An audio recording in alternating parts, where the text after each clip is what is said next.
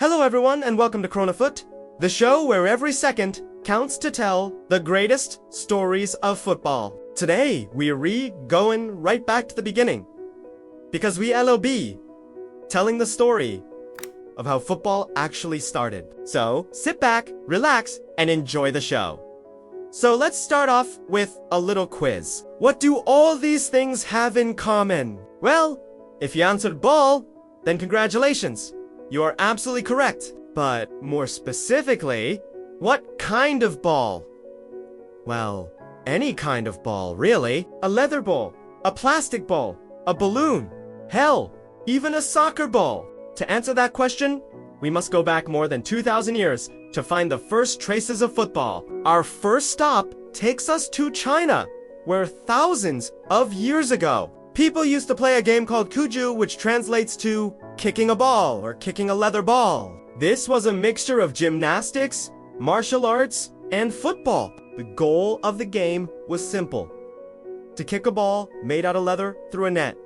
But don't get too excited yet. We're not quite at the beautiful game yet. Back then, the game was played with a group of 5 players per team, trying to score by placing the ball in the net, located on top of a wooden frame. While it shares similarities with modern football, kuju had its own unique twist. Players could only use their feet to move the ball forward, and only direct contact with the ball was allowed. No throwing it with their hands or controlling it with their chest like modern football. Players could also only score points if they were inside a designated scoring area. As you can see, quite different from the sport we know today.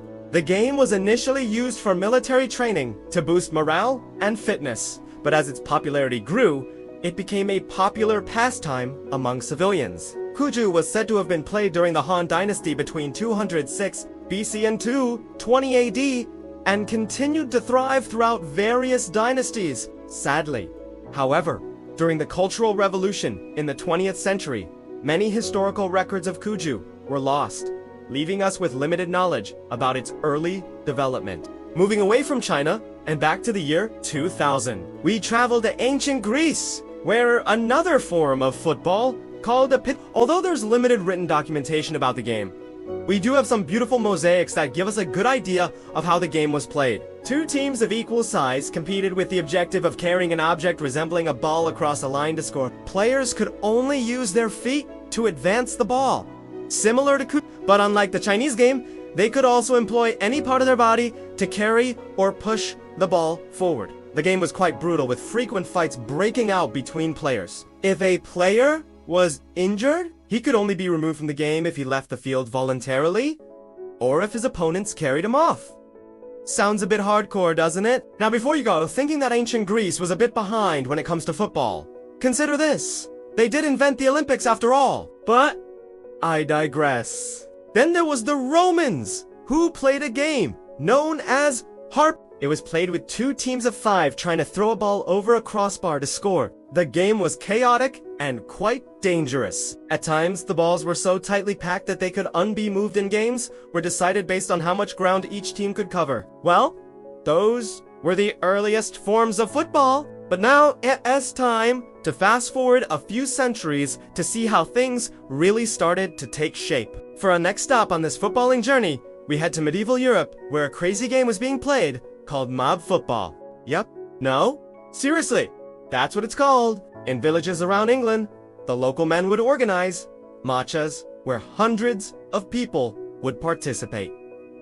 That's right, hundreds! It was unusual for a match to include between 150 and 200 players divided into 2 equal teams, and their goal, you guessed it, to move a ball from one end of the town to the other. There were no rules, no referees, and no penalties. The only way to score was to bring the ball to a designated area, often a church and when a match began, there was no end until the goal was scored. These matches were so intense that they often resulted in injuries, deaths, and destroyed property. King Edward II even banned the game in 1314 due to its violent nature, but the people still played it in secret. The game remained popular until the 17th century, when it finally lost out to the growing popularity of modern football. And finally, we reach the 19th century in England, the birthplace of modern football. It all started with students at Oxford and Cambridge universities who wanted to organize a game of football. They met regularly to play, and soon enough, a large number of schools and universities followed suit. However, there was a problem. All these different games were being played with different sets of rules. This led to confusion and inconsistency. So in 1863, representatives from 8 different schools met up at the Cricket and Football Ground in London to draft up a list of rules. On October 26, 1863, the Football Association was officially founded. This marked a turning point for the sport. Soon after, football clubs began to spring up all over the place, starting with Barnes and Clapham Rovers. Then Notts County, founded in 1862, followed by Oxford University, Queen's Park, Royal Engineers, Isthmian, Wanderers, Civil Service, Old Harrovian, and Kensington. By the end of 1863, there were 18 clubs. The following season, 1864 to 65, the FA organized the first ever Football Association Challenge Cup competition, now known as the FA Cup. From here, football spread to the rest of the UK and then to the world. Thanks to British sailors, workers, and settlers, football quickly became a universal sport.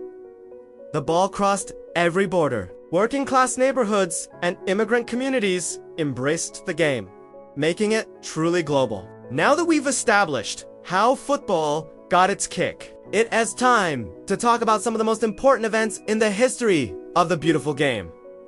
Of course, we can't forget the FIFA World Cup, the most prestigious football competition in the world. The first ever World Cup was held in 1930 in Europe. Although only 13 teams participated, the final was an exciting match between Uruguay and Argentina, with Uruguay winning 4-2.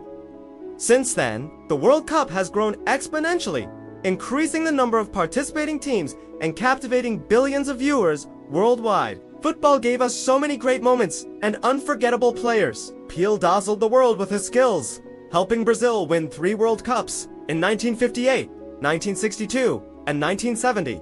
Diego Armando, the little genius from Argentina, won the hearts of millions with his incredible dribbling skills and led his team to victory in 1986.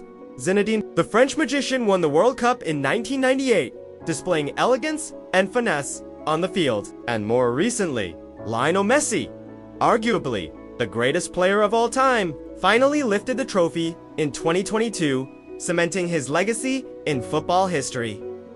But football isn't just about the professionals. It's a game that unites people from all walks of life. Whether you a child kicking a ball around the street or an elderly person watching from the sidelines, football has a way of bringing people together. And with the rise of esports, football has evolved to a whole new level. Games such as FIFA and Pro Evolution Soccer have allowed people to experience the thrill of the beautiful game in a virtual world. Who knows? Maybe one day esports will be recognized as a legitimate form of football. With all the excitement surrounding the sport, the future of football looks bright. New technologies and innovations continue to shape the game. Stadiums are becoming more advanced with virtual reality experiences and artificial intelligence, enhancing the fan experience. Looking ahead, we can expect even more thrilling competitions and unforgettable moments. So there you have it, folks. That was a whistle-stop tour through the history of football, from its ancient origins to its current global phenomenon status. I hope you enjoyed the ride. And remember, football is more than just a sport. It's a story that unites humanity. Thanks for traveling through time with us here at ChronoFoot. If you liked the video, don't forget to subscribe and hit the bell icon to be notified of our latest videos. And why not share your greatest football memories in the comments below. Until next time, stay passionate, stay curious, and above all, stay a fan of the beautiful game. Cheers, everybody!